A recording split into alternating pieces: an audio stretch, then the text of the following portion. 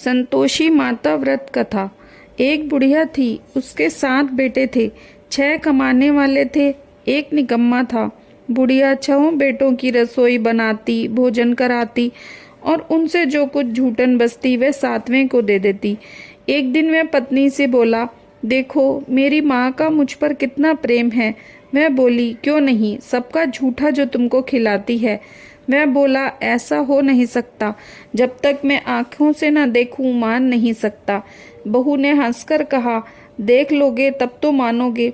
कुछ दिन बाद त्योहार आया। घर में 7 प्रकार के भोजन बने और चूरमे के लड्डू बने। वह जांचने को सिर दुखने का बहाना बनाकर पतला वस्त्र सिर पर ओढ़कर रसोई में सो गया। वह कपड़े में से सब देखता रहा। 6 भाई भोजन करने आए। उसने देखा माँ ने उनके लिए सुंदर आसन बिछा, नाना प्रकार की रसोई परोसी और आग्रह करके उन्हें जिमाया। वह देखता रहा। 6 भाई जब भोजन कर उठे तब माँ ने उनकी झूठी थालियों में से लड्डुओं के टुकड़ों को उठाकर एक लड्डू बनाया। जूठन साफ कर बुढ़िया माँ ने उसे पुकारा, बेटा 6 भाई भोजन कर गए, अब तू ही बाकी है, उठ तू कब खाएगा। वह कहने लगा, माँ मुझे भोजन नहीं करना, मैं अब परदेश जा रहा हूँ। माँ ने कहा, कल जाता हो तो आज चला जा। वह बोला, हाँ आज ही जा रहा हूँ। यह कहकर वह घर से निकल गया। चलते समय पत्नी की याद आई। वह गौशाला में कंडे थाप रही थी। वहां जाकर बोला, हम जावें परदेस को, आवेंगे कुछ काल, तुम रहियो संतोष से, धर्म आपनो पाल। वह बोली, जाओ पिया आनंद से, हमरो सोच हटाए, राम भरोसे हम रहें, ईश्वर तुम्हें सहाय। 2 निशानी आपनी, देख धरू मैं धीर, सुधी मत हमरी बिसारियो, रखियो मन गंभीर। वह बोला, मेरे पास तो कुछ नहीं, यह अंगूठी है सो ले ले और अपनी कुछ निशानी मुझे दे दे। मैं बोली, मेरे पास क्या है, यह गोबर भरा हाथ है। कहकर उसकी पीठ पर गोबर के हाथ की थाप मार दी। मैं चल दिया। चलते चलते दूर देश पहुंचा। वहां एक साहूकार की दुकान थी। वहां जाकर कहने लगा, भाई मुझे नौकरी पर रख लो। साहूकार को जरूरत थी, बोला, रह जा। लड़के ने पूछा, तनख्वाह क्या दोगे। साहूकार ने कहा, काम देखकर दाम मिलेंगे। साहूकार की नौकरी मिली। वह सुबह 7 बजे से 10 बजे तक नौकरी बजाने लगा। कुछ दिनों में दुकान का सारा लेन देन, हिसाब किताब, ग्राहकों को माल बेचना, सारा काम करने लगा। साहूकार के 7-8 नौकर थे, वे सब चक्कर खाने लगे। ये तो बहुत होशियार बन गया। सेठ ने भी काम देखा और 3 महीने में ही उसे आधे मुनाफे का हिस्सेदार बना लिया। वह कुछ वर्ष में ही नामी सेठ बन गया और मालिक सारा कारोबार उस पर छोड़कर चला गया। इधर पत्नी को सास ससुर दुख देने लगे। सारी गृहस्थी का काम उससे करा के उसे लकड़ी लेने जंगल में भेजते। इस बीच घर के आटे से जो भूसी निकलती उसकी रोटी बनाकर रख दी जाती और फूटे नारियल की नरेली में पानी। एक दिन वह लकड़ी लेने जा रही थी। रास्ते में बहुत सी स्त्रियां संतोषी माता का व्रत करती दिखाई दी। वहां खड़ी होकर कथा सुनने लगी और पूछा, बहनों तुम किस देवता का व्रत करती हो और इसके करने से क्या फल मिलता है। यदि तुम इस व्रत का विधान मुझे समझा कर कहोगी तो मैं तुम्हारा बड़ा एहसान मानूंगी। तब उनमें से एक स्त्री बोली, सुनो, ये संतोषी माता का व्रत है। इसके करने से निर्धनता, दरिद्रता का नाश होता है और जो कुछ मन में कामना हो वह सब संतोषी माता की कृपा से पूरी होती है। तब उसने उससे व्रत की विधि पूछी। वह भक्तनी स्त्री बोली, 1.25 आने का गुड़ चना लेना, इच्छा हो तो 5.25 आने का लेना, या 1.25 रुपए का भी सहूलियत के अनुसार लाना। बिना परेशानी और श्रद्धा व प्रेम से जितना भी बन पड़े सवाया लेना। प्रत्येक शुक्रवार को निराहार रहकर कथा सुनना। इसके बीच क्रम टूटे नहीं, लगातार नियम पालन करना। जब कोई सुनने वाला न मिले तो घी का दीपक जला उसके आगे जल का पात्र सामने रखकर कथा कहना। जब तक कार्य सिद्ध न हो नियम का पालन करना और कार्य सिद्ध हो जाने पर ही व्रत का उद्यापन करना। 3 मास में माता फल पूरा करती है। यदि किसी के ग्रह खोटे भी हों तो भी माता वर्ष भर में कार्य सिद्ध करती है। फल सिद्ध होने पर उद्यापन करना चाहिए, बीच में नहीं। उद्यापन में 2.5 सेर आटे का खाजा तथा इसी के नाप के हिसाब से खीर तथा चने का साग करना। 8 लड़कों को भोजन कराना। जहाँ तक मिले देवर जेठ भाई बंधु के हों, न मिले तो रिश्तेदारों के और आसपास के पड़ोसियों को बुलाना। उन्हें भोजन करा, यथाशक्ति दक्षिणा दे, माता का नियम पूरा करना। उस दिन घर में खटाई न खाना। यह सुन बुढ़िया के लड़के की बहू चल दी। रास्ते में लकड़ी के बोझ को बेच दिया और उन पैसों से गुड़ चना ले माता के व्रत की तैयारी करने लगी।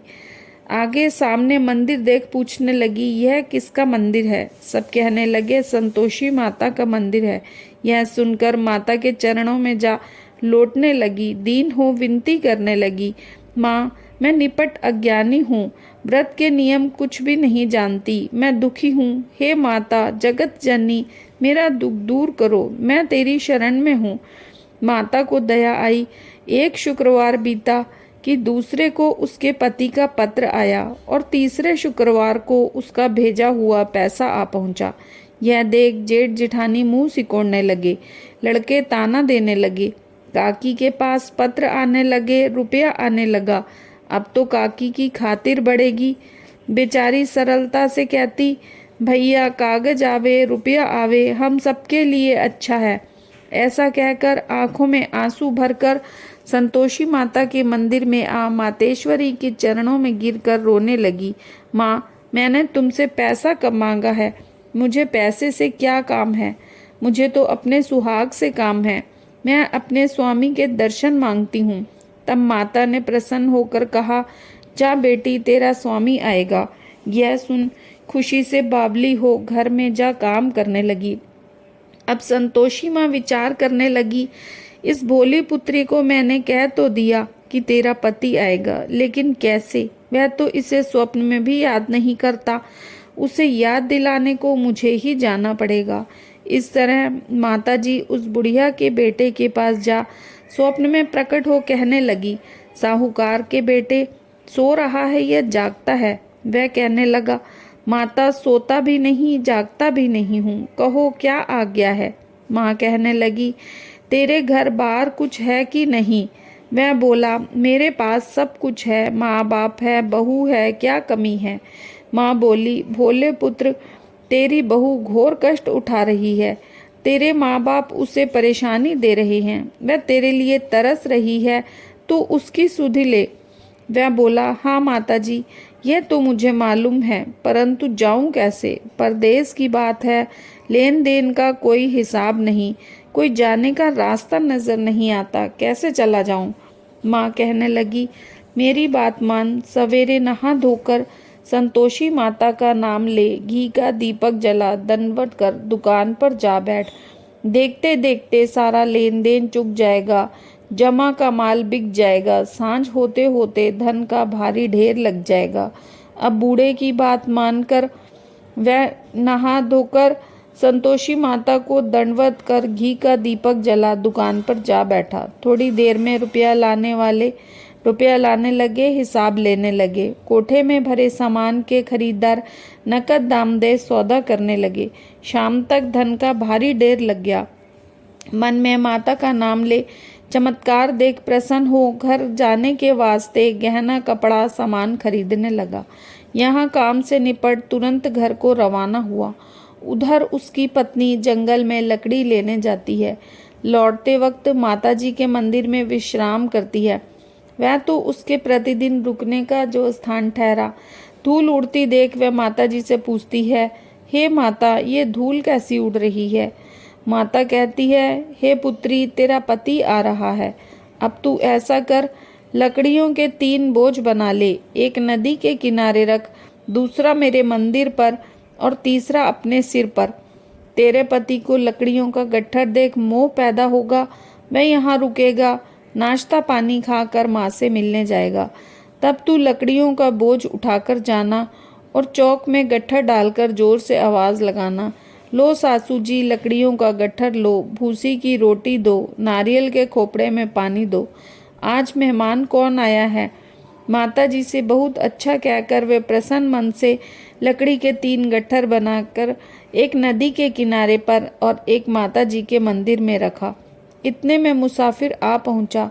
सूखी लकड़ी देख उसकी इच्छा उत्पन्न हुई कि हम यहीं पर विश्राम करें और भोजन बनाकर खा पीकर गांव जाएं। इसी तरह रुककर भोजन बना विश्राम करके गांव को गया। सबसे प्रेम से मिला। उसी समय सिर पर लकड़ी का गट्ठर लिए वह उतावली सी आती है। लकड़ियों का भारी बोझ आंगन में डालकर जोर से 3 आवाज देती है, लो सासू जी लकड़ियों का गट्ठर लो, भूसी की रोटी दो। आज मेहमान कौन आया है? यह सुन उसकी सास बाहर आकर अपने दिए हुए कष्टों को भुलाने हेतु कहती है, बहू ऐसा क्यों कहती है? तेरा मालिक ही तो आया है। आ बैठ, मीठा भात खा, भोजन कर, कपड़े गहने पहन। उसकी आवाज़ सुन पति बाहर आता है। अंगूठी देख व्याकुल हो जाता है। माँ से पूछता है, माँ ये कौन है? माँ बोली, बेटा ये तेरी बहू है। जब से तू गया है तब से सारे गांव में भटकती फिरती है। घर का कामकाज कुछ करती नहीं, 4 पहर आकर खा जाती है। वह बोला, ठीक है माँ, मैंने इसे भी देखा है और तुम्हें भी। अब दूसरे घर की ताली दो, मैं उसमें रहूँगा। माँ बोली, ठीक है, जैसी तेरी मर्जी। तब दूसरे मकान की तीसरी मंजिल का कमरा खोल सारा सामान जचाया। एक दिन में राजा के महल जैसा ठाट बाट बन गया। अब क्या था, बहू सुख भोगने लगी। इतने में शुक्रवार आया। उसने पति से कहा, मुझे संतोषी माता के व्रत का उद्यापन करना है। पति बोला, खुशी से कर लो। वह उद्यापन की तैयारी करने लगी। जिठानी के लड़कों को भोजन के लिए कहने गई। उन्होंने मंजूर किया, परंतु पीछे से जिठानी ने अपने बच्चों को सिखाया, देखो भोजन के समय खटाई मांगना, जिससे इसका उद्यापन पूरा न हो। लड़के जीमने आए, खीर खाना पेट भर खाया, परंतु बाद में खाते ही कहने लगे, हमें खटाई दो, खीर खाना हमको नहीं भाता, देखकर अरुचि होती है। वह कहने लगी, भाई खटाई किसी को नहीं दी जाएगी, यह तो संतोषी माता का प्रसाद है। लड़के उठ खड़े हुए, बोले पैसा लाओ। भोली बहू कुछ जानती नहीं थी, उन्हें पैसे दे दिए। लड़के उसी समय हट करके इमली की खटाई लेकर खाने लगे। यह देखकर बहू पर माता जी ने कोप किया। राजा के दूत उसको पकड़कर ले गए। जेठ जिठानी मनवाने वचन कहने लगे, लूट लूट कर धन इकट्ठा कर लाया है, अब सब मालूम पड़ जाएगा जब जेल की मार खाएगा। बहू से यह सहन नहीं हुआ। रोती हुई माता जी के मंदिर गई, कहने लगी, हे माता, तुमने यह क्या किया? हंसाकर अब क्यों रुलाने लगी? माता बोली, बेटी तूने उद्यापन करके मेरा व्रत भंग किया है। वह कहने लगी, माता मैंने कुछ अपराध किया है, मैं से तो भूल से लड़कों को पैसे दे दिए, मुझे क्षमा करो, अब मैं फिर से तुम्हारा उद्यापन करूंगी। माँ बोली, अब भूल मत करना। वह कहती है, अब भूल नहीं होगी, अब बताओ वे कैसे आवेंगे? माँ बोली, जा पुत्री, तेरा पति तुझे रास्ते में आता मिलेगा। वह निकली, राह में पति आता मिला। वह पूछने लगी, कहाँ गए थे? कहने लगा, इतने जो धन कमाया है उसका टैक्स राजा ने मांगा था, वह भरने गया था। अब प्रसन्न हो बोली, भला हुआ, अब घर को चलो। कुछ दिन बाद फिर शुक्रवार आया। वह बोली, मुझे फिर से माता जी का उद्यापन करना है। पति ने कहा, करो। बहू फिर जेठ के लड़कों को भोजन को कहने गई। जेठानी ने 1-2 बातें सुनाई और लड़कों को सिखाने लगी, तुम सब लोग पहले ही खटाई मांगना। लड़के भोजन से पहले ही कहने लगे, हमें खीर नहीं खानी, हमारा जी बिगड़ता है, कुछ खटाई खाने को दो। वह बोली, खटाई किसी को नहीं मिलेगी, आना हो तो आओ। वह ब्राह्मण के लड़के ला भोजन कराने लगी। यथाशक्ति दक्षिणा की जगह एक एक फल उन्हें दिया। संतोषी माता प्रसन्न हुई। माता की कृपा होते ही 9वें मास में उसको चंद्रमा के समान सुंदर पुत्र प्राप्त हुआ। पुत्र को पाकर प्रतिदिन माता जी के मंदिर को जाने लगी। माँ ने सोचा, ये रोज आती है, क्यों ना आज मैं इसके घर चलूं। यह विचार कर माता ने भयानक रूप बनाया। गुड़ चने से सना मुख, ऊपर सूंड के समान होठ, उस पर मक्खियां भिन भिन कर रही थीं। देली पर पैर रखते ही उसकी सास चिल्लाई, देखो रे, कोई चुड़ैल डाकिनी चली आ रही है, लड़कों इसे भगाओ, नहीं तो किसी को खा जाएगी। लड़के भगाने लगे, चिल्लाकर खिड़की बंद करने लगे। बहू रोशनदान में से देख रही थी। प्रसन्नता से पगली बन चिल्लाने लगी, आज मेरी माताजी मेरे घर आई हैं। वह बच्चे को दूध पीने से हटाती है। इतने में सास का क्रोध फट पड़ा। मैं बोली, क्या उतावली हुई है? बच्चे को पटक दिया। इतने में माँ के प्रताप से लड़के ही लड़के नजर आने लगे। मैं बोली, माँ, मैं जिसका व्रत करती हूँ यह वही संतोषी माता हैं। सबने माता जी के चरण पकड़ लिए और विनती कर कहने लगे, हे माता, हम मूर्ख हैं, अज्ञानी हैं, तुम्हारे व्रत की विधि हम नहीं जानते। व्रत भंग कर हमने बड़ा अपराध किया है। जग माता, आप हमारा अपराध क्षमा करो। इस प्रकार माता प्रसन्न हुई। बहू को प्रसन्न हो जैसा फल दिया वैसा माता सबको दे। जो पढ़े उसका मनोरथ पूर्ण हो, सुने सुनावे उनका भी मनोरथ पूर्ण हो। बोलो संतोषी माता की जय। जय संतोषी माता मैया, जय संतोषी माता, अपने सेवक जन की सुख संपत्ति दाता। जय संतोषी माता, सुंदर चीर सुनहरी माँ धारण कीनो, हीरा पन्ना दम के तन श्रृंगार लीनो। जय संतोषी माता, गेरू लाल छटा छवि बदन कमल सोहे, मंद हसत करुणामय त्रिभुवन जन मोहे। जय संतोषी माता, स्वर्ण सिंहासन बैठी चंवर ढुरे प्यारे, धूप दीप मधुमेवा भोज धरे न्यारे। जय संतोषी माता, गुड़ और चना परम प्रिय तामे संतोष कियो, संतोषी कहलाई भगतन वैभव दियो। जय संतोषी माता, शुक्रवार प्रिय मानत आज दिवस सोही, भक्त मंडली छाई कथा सुनत मोही। जय संतोषी माता, मंदिर जगमग ज्योति मंगल ध्वनि छाई, विनय करे हम सेवक चरणन सिर नाई। ओम जय संतोषी माता, भक्ति भावमय पूजा अंगीकृत कीजे, जो मन बसे हमारे इच्छित फल दीजे।